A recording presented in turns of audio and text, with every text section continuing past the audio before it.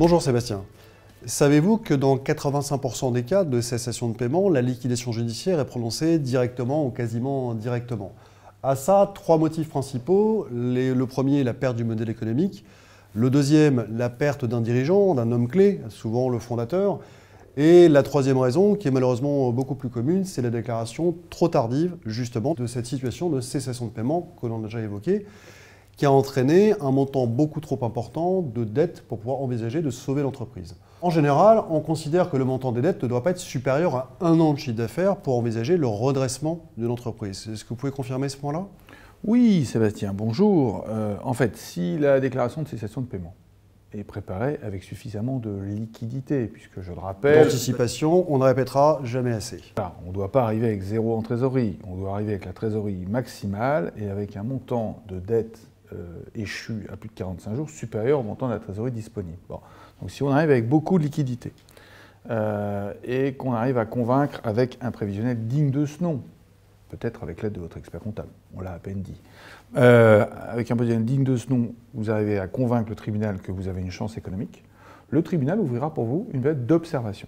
Pendant cette période d'observation qui va durer maximum 6 mois, on va vérifier chaque mois que vous ne générez pas de nouvelles dettes. Il vous faut donc là aussi un expert comptable pour arrêter vos comptes tous les mois. Il vaut mieux que vous ayez pris l'habitude avant. Vos dettes anciennes, celles de la cessation de paiement, sont donc bloquées. On imagine que si vous aviez 1 an de dette de chiffre d'affaires, comme on va les échelonner en cas de redressement sur une durée assez longue, eh bien vous pourrez vous en sortir. C'est ça, ce ratio de 1 an n'est pas une valeur absolue, c'est juste un indicateur qui nous permet de dire que potentiellement, on part plutôt vers le redressement ou plutôt vers une liquidation suite à la période d'observation qui peut être aussi extrêmement limitée s'il n'y a aucune possibilité. Alors justement, est-ce que vous pouvez nous détailler un petit peu le contenu de cette période d'observation? Qu'est-ce qui se passe pendant ça? Donc pendant cette période d'observation, on va vérifier votre modèle économique. On va vérifier que vous générez un cash flow positif et on va vérifier que ce cash flow positif permettrait d'une part de payer les dettes courantes et d'autre part de payer les anciennes dettes qu'on a bloquées pendant cette période d'observation sur une durée maximale de 10 ans. Idéalement 7 ans, et donc on comprend bien qu'un an de chiffre d'affaires sur 10 ans, ça fait 1/10 d'année de chiffre d'affaires pour les dettes anciennes, c'est donc pas un modèle trop lourd. C'est ça, donc il faut bien comprendre que dans le cas d'un redressement, le montant des dettes accumulées doit nécessairement être remboursé peut-être après négociation sur une période de 7 à 10 ans pendant cette période de redressement. D'où cet indicateur d'1 an de chiffre d'affaires en termes de dette qui est effectivement un bon indicateur pour savoir si l'entreprise peut être viable à sauver ou pas.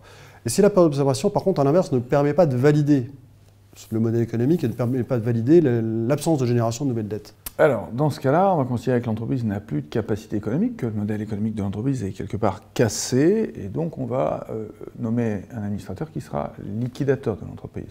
Ce liquidateur va avoir pour objectif de céder tous les actifs de l'entreprise pour payer les dettes de l'entreprise, sachant qu'il va commencer dans le paiement par payer les créanciers privilégiés que vont être les salariés, notamment, par exemple, le fisc, l'URSSAF, puis il terminera par les créanciers chirographaires. Qui auront effectivement, au titre de leur rang, que ce qui reste, c'est-à-dire ça peut être effectivement remboursement partiel ou l'absence totale de remboursement des dettes. Exactement. Qui peut se porter justement acquéreur dans le cas d'une liquidation? Oui, une fois que la liquidation est enclenchée, à la fin, l'administrateur liquidateur va essayer de vendre, je dis bien, vendre le fonds de commerce à tout dirigeant potentiel qui pourrait se porter acquéreur, idéalement un dirigeant de la même activité pour qu'il ait une certaine connaissance du secteur. Ce dirigeant ne pourra pas être, évidemment, le chef d'entreprise qui a amené l'entreprise en cessation des paiements. Alors, il me semblait néanmoins que la période Covid avait changé un certain nombre de règles. Est-ce que cette règle-là a changé?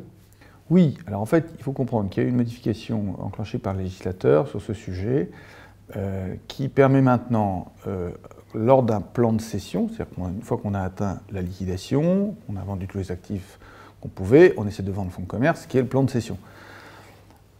Le chef d'entreprise qui a amené l'entreprise en cessation des paiements, du fait de cette modification du code de commerce, pourra se porter acquéreur. Je dis pourra parce que c'est une potentialité, ça demande l'autorisation du tribunal. Et ça lui permettra donc éventuellement d'avoir amené sa société en cessation de paiement, d'avoir constaté en période d'observation qu'il ne pouvait pas générer un cash flow suffisant pour payer les dettes courantes plus les dettes anciennes, et de se porter néanmoins acquéreur dans le cadre du plan de cession.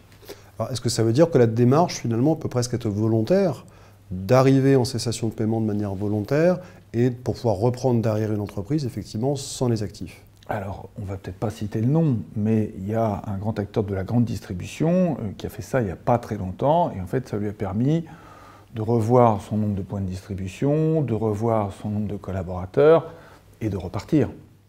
Alors, on peut trouver ça peut-être un peu surprenant. Justement, pourquoi ce changement de législation? Finalement, la période Covid permet le droit de racheter sa propre entreprise, alors sous évidemment beaucoup de réserves, l'absence de faute de gestion, le fait d'avoir le droit de se porter acquéreur, le fait d'avoir l'autorisation du tribunal de commerce. Donc il y a quand même un certain nombre de conditions préalables. Et pourquoi ce changement de législation? Alors, en fait, le législateur, je trouve, a été assez fin. En fait, que pour reprendre une entreprise, il faut être soi-même en général dirigeant, il faut être dans la même profession et il faut avoir une entreprise en bonne forme. Vous n'allez pas vous porter acquéreur, vous allez mal chez vous. Bon.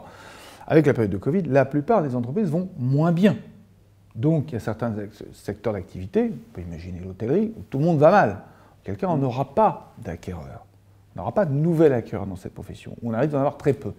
Donc, le législateur se dit qu'avant, quelque part, on interdisait aux chefs d'entreprise de se porter acquéreur en plan de cession de sa propre entreprise parce qu'il était coupable de ses fautes.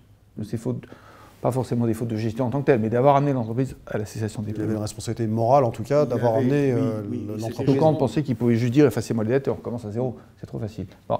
Mais là, c'est plus choquant parce que l'objectif du législateur, à mon sens, c'est de protéger la collectivité encore plus. Et c'est-à-dire que le consommateur final de tout, c'est toujours le particulier. Le particulier, il a des revenus au travers d'un salariat en général. Donc si on veut maintenir nos salariés, il faut donc maintenir le plus d'entreprises possible, quitte à ce que certaines entreprises, dans des secteurs particulièrement en difficulté, soient reprises par le dirigeant qui a amené la société en cessation des paiements. Ce sera pour la collectivité quand même un gain global, Sébastien. Donc vous voulez dire que sur ce changement de législation, finalement le législateur a été extrêmement pragmatique, en constatant d'une part que les entrepreneurs potentiellement n'étaient pour rien dans cette crise, et que, deuxième chose, les entrepreneurs ne naissent pas de manière spontanée pour pouvoir acheter des entreprises. Donc ils ont ouvert cette possibilité-là. La question qu'on peut se poser, mais qui n'est pas encore réglée, est-ce que cette possibilité-là est temporaire ou est-ce qu'elle va demeurer effectivement dans le temps? Je pense que comme elle est à la discrétion du président du tribunal, il serait logique de la faire perdurer, parce que dans certains cas particuliers, on pourrait considérer que même si on n'est plus en Covid, le dirigeant idéal pour reprendre dans certains cas particuliers, c'est l'ancien dirigeant. On en débattra ultérieurement.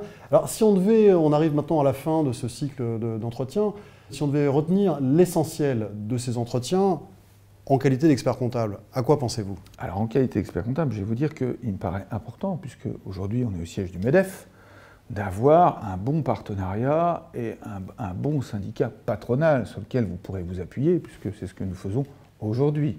Donc Sébastien, vous qui êtes le directeur général du MEDEF, j'en profite pour vous dire merci de m'avoir invité. Je vous en prie, Sébastien, avec grand plaisir. Après, aujourd'hui, en tant qu'organisation patronale, justement territoriale, à l'inverse, on tient aussi à signaler, au travers de tous ces cycles d'entretien, l'importance, vraiment l'importance extrême, d'avoir toujours un expert comptable à ses côtés pour pouvoir traverser ces difficultés-là. Et ce n'est pas la publicité gratuite que je vous fais. On se retrouvera très bientôt, mais avec votre casquette de commissaire aux comptes. Cette fois-ci, on va changer de casquette dans le cadre de nos prochains entretiens. Merci pour tout, Sébastien. Merci Sébastien, à bientôt. Au revoir.